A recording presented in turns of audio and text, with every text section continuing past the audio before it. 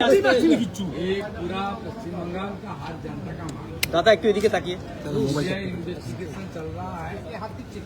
वो भी document evidence के आधार पर काम करेगा।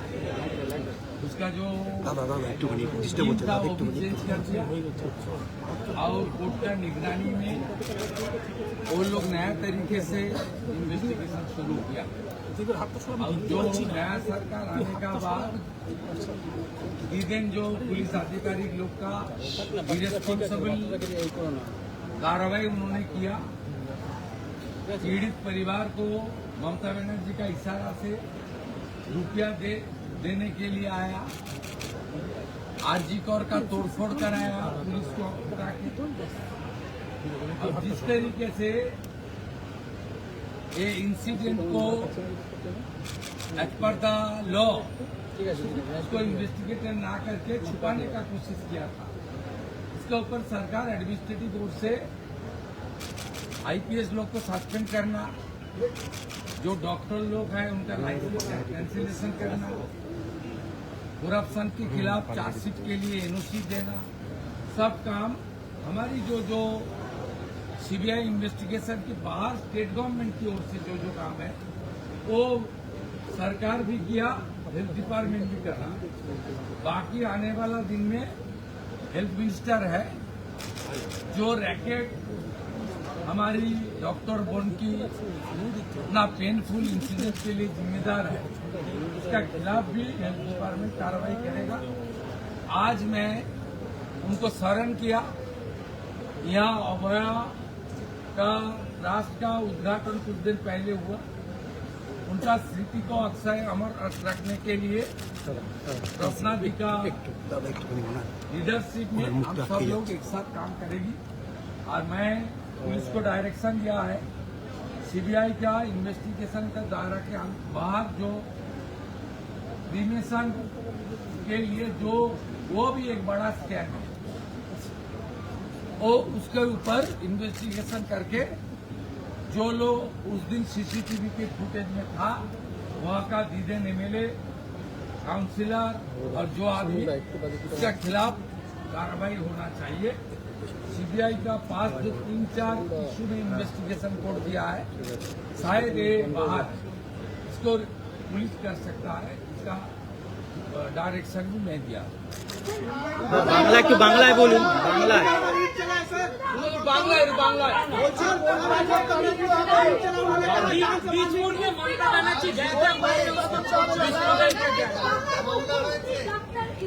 ব্যক্তিগত ডাক্তার তাকেও আপনি গ্রেফতারের দাবি জানিয়েছেন গোটা বিষয়টিতে। তৎকালীন মুখ্যমন্ত্রী যিনি ব্যক্তিগতভাবে চিকিৎসা করতেন, এই বিষয়টি নিয়ে কি বলবেন? যা আসবে দেখুন, যা আসবে ইনভেস্টিগেশনে জানলাম তাকে করবে, পুলিশের যেটা কাজ করবে। আর সিবিআই যে কাজ সিবিআই করা উচিত, এটা নিয়ে অনেকের মধ্যেই প্রশ্ন আছে, ওনার পরিবারের মধ্যেও প্রশ্ন আছে। টিম চেঞ্জ হয়েছে, কোর্টও খুব কঠিনভাবে দেখছে। আমরা মনে করি যে অনেক জিনিসের বিচার সময় লেগেছে কিন্তু বিচার পেয়েছে। যে হার মানা লড়াই আর না মানা লড়াই করছেন রত্না দেবী এবং শেখর বাবু, আমরা তার সাথে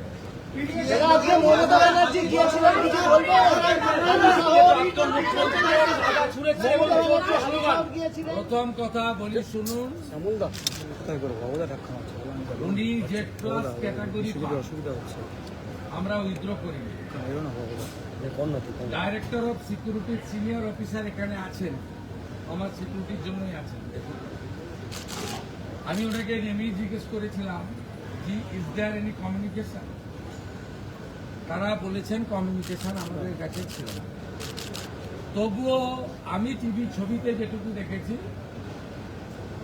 সিনিয়র পুলিশ ডিসির নেতৃত্বে পুলিশরা তাকে প্রপারলি সাপোর্ট দিয়েছে এবং আমি বিজেপির কোনো পরিচিত মুখকেও দেখিনি, ঝান্ডাকেও দেখিনি। এখন উনি বাড়ির লোক বলছে আমরা ডাকিনি, আমরা উনি যুক্ত হন চাই না। আর উনি বলছেন যে আমি মানে ওই কার্বাইড দিয়ে কাঁঠাল আম পাকানো হয় না, জামাই ষষ্ঠীর আগে বেশি হয়, তা উনি জোর করে ঢুকে চাইছেন যে লকআপে মেরে দিয়েছে, বিজেপি মেরে দিয়েছে, তৃণমূলের সম্পদ। আর বাড়ির লোক বলছে যে আমার তো প্রশাসন পুলিশের উপরে স্যাটিসফাইড, আমরা রহস্য উন্মোচন হোক চাই। লকআপে ছিল সেই অবস্থায়, পিটিয়ে মেরেছেন, অসুস্থ, এর বিচার চাই। এবং লোকাল সরকার এবং পুলিশই আমাকে বিচার দিতে পারবে, মমতা ব্যানার্জি বিচার দিতে পারবে না, তার বাড়ির লোক বলছে।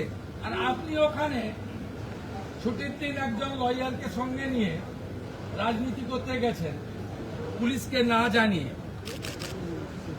পুলিশ তো এত বড় অ্যারেঞ্জমেন্ট করেছে দেখলাম, যেটা তো ওনার পাওয়া, উনি এখন ওই ক্যাটাগরিতে পড়েন কিনা সন্দেহ আছে। না, আমাদের নির্দেশ আছে, প্রাক্তন মুখ্যমন্ত্রী 15 বছর ছিলেন, বয়সও হয়েছে, উনাকে যতটা সম্ভব পূর্ণ নিরাপত্তা এবং উনার সম্মান রাখা উচিত। সে কাজ পুলিশ করেছে, পুলিশ কিন্তু খারাপ কিছু করেনি। তো উনাকে বলবো, আপনাকে ওই বাড়ির লোক দরজা বন্ধ করে দিচ্ছে, আপনি বলছেন যে না আমি দরজা ভেঙে ঢুকবো, এই কাজগুলো করবেন। আপনার কাছ থেকে যদি কেউ সাহায্য চায়, আপনার যদি কেউ হস্তক্ষেপ চায়, আপনি নিশ্চয়ই করুন। কিন্তু আপনি অহেতুক, এখন উন্নয়নের সময়, এই সময় আপনি দয়া করে কোনো জায়গায় গিয়ে এমন কিছু করবেন না যাতে স্বাভাবিক জনজীবন বিপর্যস্ত হয়। আর এত চুরি করেছেন, চোর তো শুনতেই হবে। এরপর থেকে কানে এই আপনার হেলিকপ্টারে চড়লে লাগিয়ে দেয়, ওইগুলো ব্যবহার করুন আপনি, তাহলে চোর শুনতে পারবেন না। বিজেপির পতাকাও ছিল না, বিজেপির কর্মীরাও ছিল না, এত বিপুল জনরস। আপনি তো আজকে অভয়ের বাড়িতে যেতে পারতেন ক্ষমা চাইতে, গামছা নিয়ে যেতে পারতেন, গলায় গামছা দিয়ে বলতে পারতেন, এটার উপর দিয়েই তো গেছেন। রত্নাদি ভুল করেছি, ক্ষমা করুন। আমার বিশ্বাস তিনি ক্ষমা করে দিতেন, হয়তো বা করতেন কিনা আমি জানি না। তা না করে আপনি ওখানে গেছেন। যেদিন আপনি অভয়াকে একটা স্টেট হসপিটালের ভিতরে মেরেছিলেন, প্রমাণ লুপাট করতে গেছিলেন, 10 লাখ টাকা দিয়ে কিনতে গেছিলেন, সেদিন আপনার গাড়িতে কাদা মাখাবে না কি ফুল ছুড়বে? দাদা দাদা দাদা